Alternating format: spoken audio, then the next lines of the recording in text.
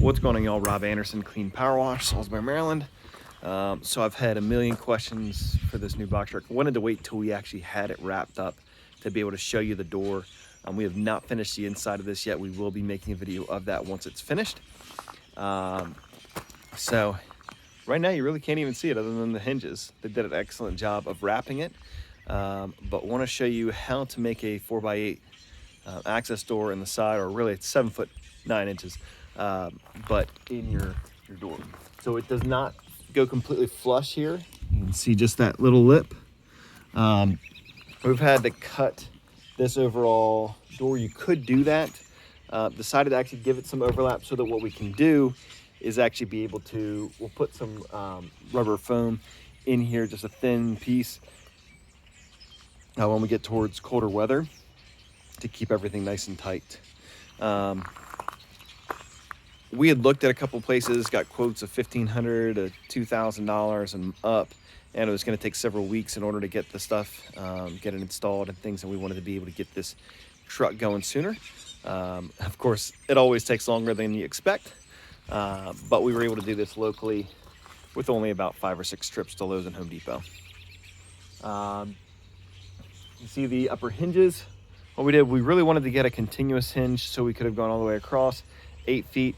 We figured we could do that, or at least a 4-foot continuous hinge and do another 4-foot.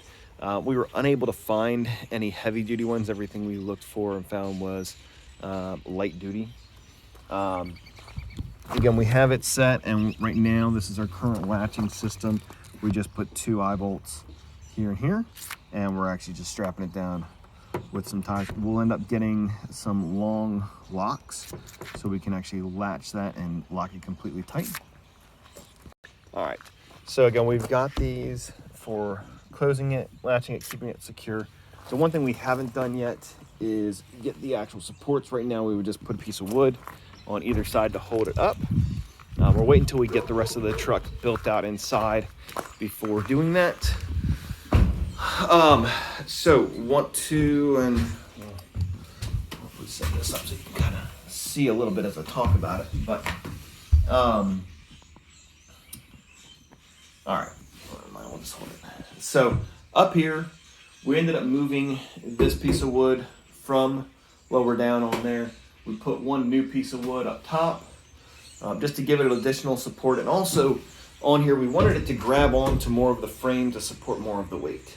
The reason why the door panel is not 8 feet wide is because from right here to here is 7 feet 9 inches.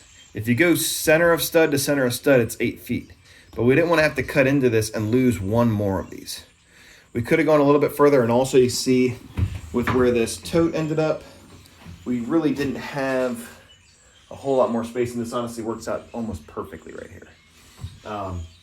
We did beef this stuff up. We ran another 1x4 up behind here, and that's kind of something that we ran into on an overall issue in here, was that between the space of this, the space of that piece of metal, the adhesive and everything, there's still a little bit of a gap in there. Now you can see that gap there. We ended up putting some pieces of trim similar to the material that we used here, which is a,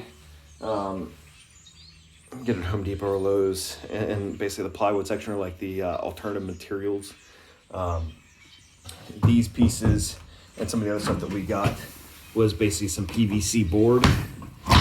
You're not going to be able to just screw into this. Everything's going to basically have to be bolted, because it will strip out pretty quickly, especially if you're using like self-taps and stuff and you go too much on it. Built the frame here. We do have some of these 90-degree brackets here, and we are going to be making this one smaller once I go back out to Home Depot, Lowe's, and get that. So beefing this overall thing up, again, we put another piece of wood all the way across here. We had this into it. We moved that up, and if you see on this other side, that's how it would normally look. We moved the E-track up. Our plan over here is to put a ladder up above the shelf that will have all the, we're going to have double layer for our equipment. We've got these all bolted in to hold on to here. And then I also added in another piece of wood right here to push this overall out and flush.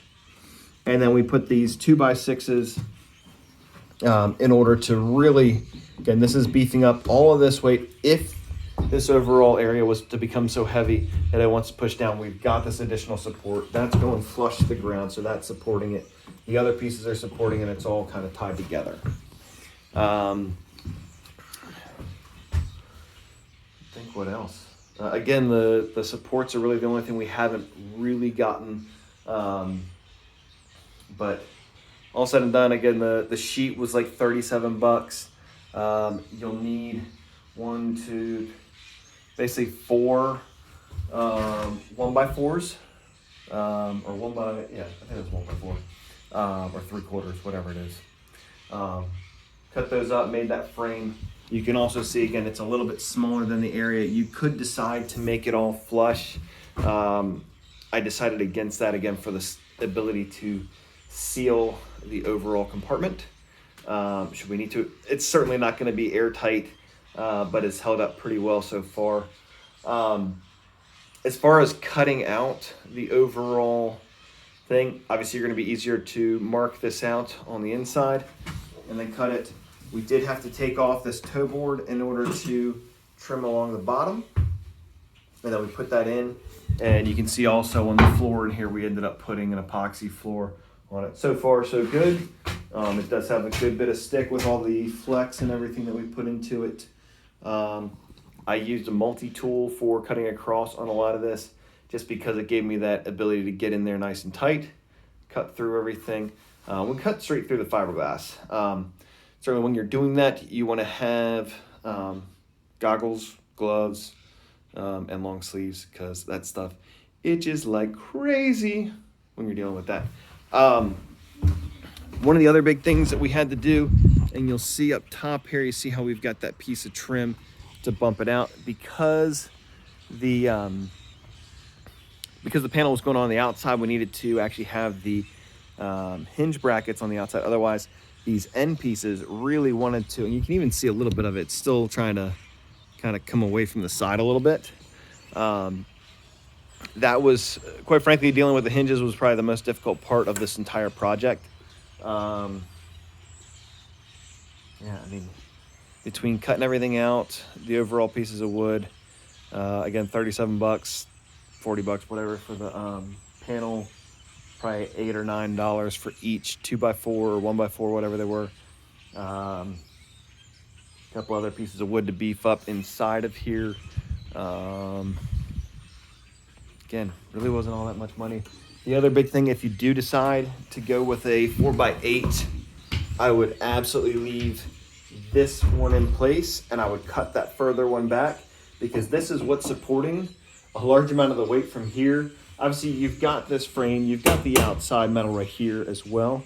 But all of that comes into play with structural. The front part, we're good. We'd still have 2 if we cut this one right here.